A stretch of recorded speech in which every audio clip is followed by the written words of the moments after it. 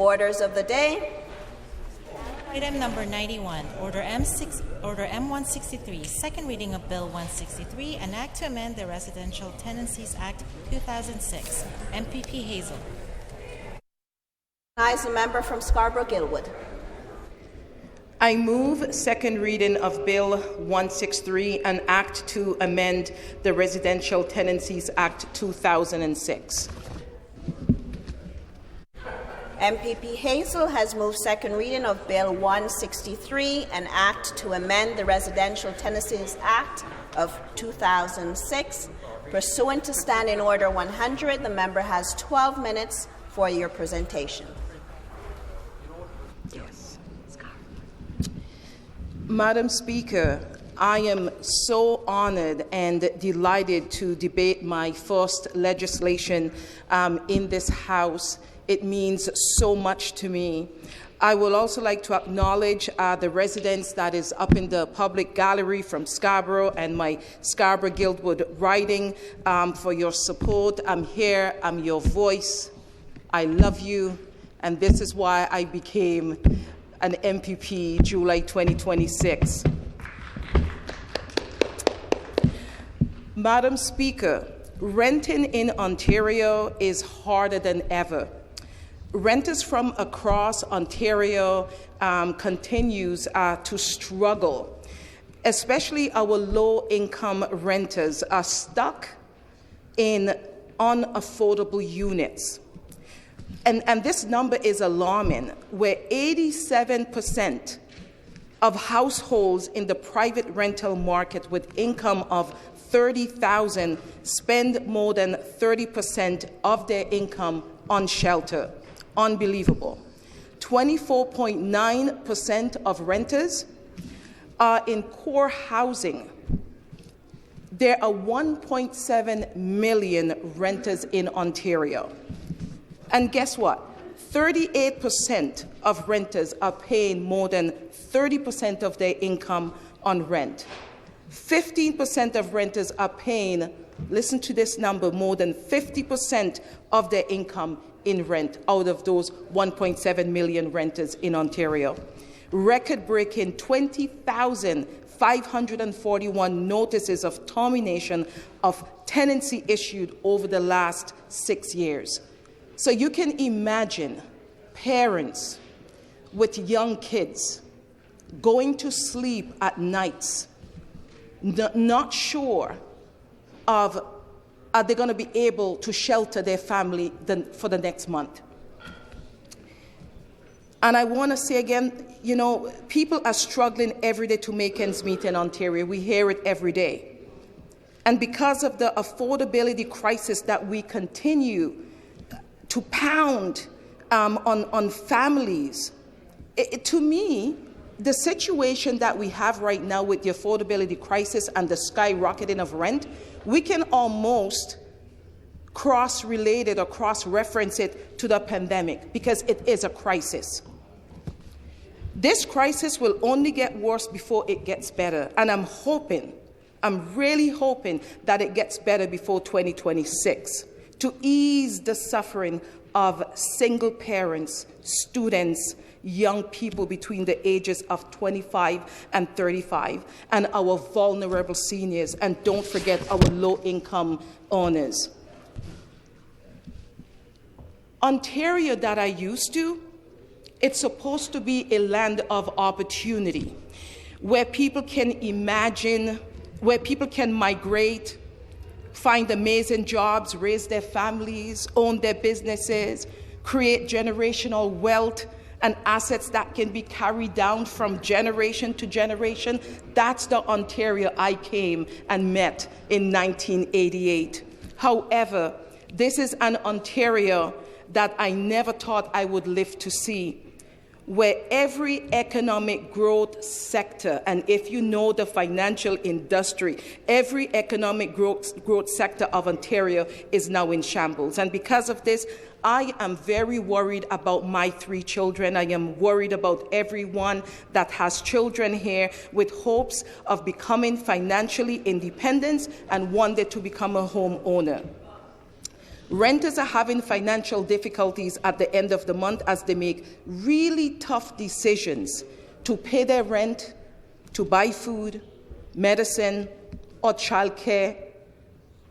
Let me add this, let alone saving for their post-secondary education or even saving for their retirement.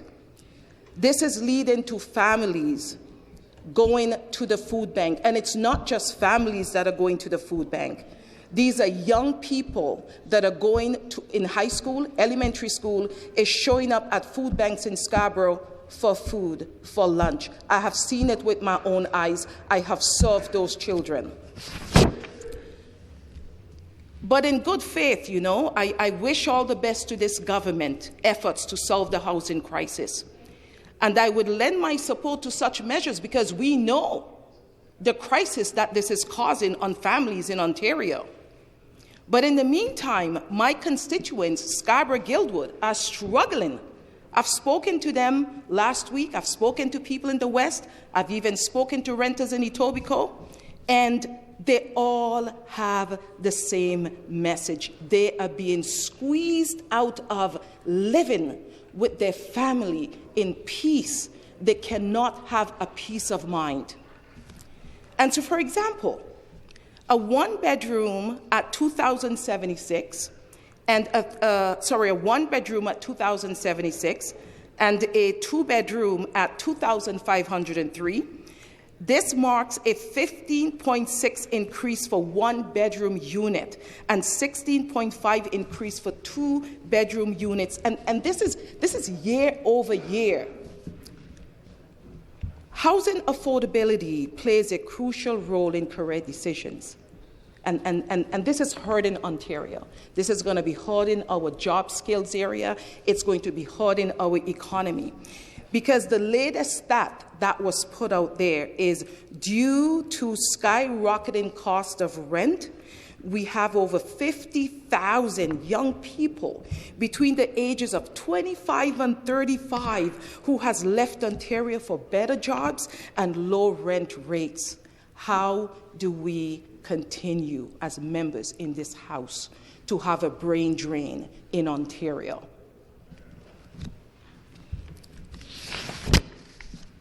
Urgent relief is needed. It's not needed later. It's needed now. And that is why I have introduced the Relief for Renters Act. This bill, if enacted, would provide assistance to the 1.7 million renters in Ontario and their families. They need a break. The legislation is simple. It's very simple. It's a no-brainer. It's common sense. And can be adopted immediately. First is a one-year rent freeze. This would lock in rents for 2025.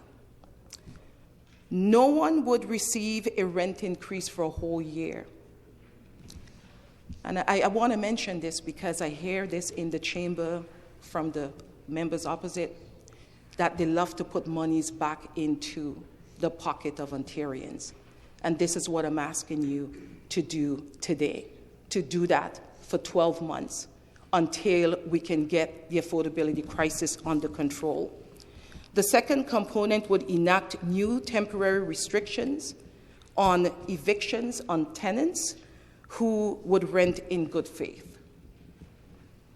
This would permit renters to breathe a sign of relief as they would not have to face rent increase, especially our vulnerable seniors. And I'm going to come back to our vulnerable seniors, our single parents and low-income earners. This would particularly help renters not covered under rent control. And we've seen what happened when rent control was taken off, who often face rent increase of over 20% year over year. That is without rent control. We're looking at increase year over year at 20%. And keep in mind, salaries are not being increased to meet the skyrocketing rent. Let us use an example here. Take a family of 4 with 2 young children. Their combined family income is $68,627 a year after taxes, which is the median household income in Toronto. And I love to show numbers because numbers make you feel the situation. The average rent for a 3-bedroom in Ontario is $2,168. Although 3 bedrooms currently on the market rent out for more than 50% higher than that. For the sake of this example, we will use $2,168. Housing would currently cost this family nearly 40% of their income. Nearly 40%. That is unsustainable for a family hoping to provide a quality middle-class life for their kids. So that 20% increase would be $433 a month for that family. $5,203 a year in rent increase for that family. Numbers do not lie. It is not just families who are struggling, it is our seniors who are on fixed income. Many have had to go back to the workforce. We are asking our 70, 71, 72 to 75 to go back into the workforce. How is that okay? To supplement their income. We've got students in college and university too. They are working around the clock and studying full-time to be able to put a roof over their heads.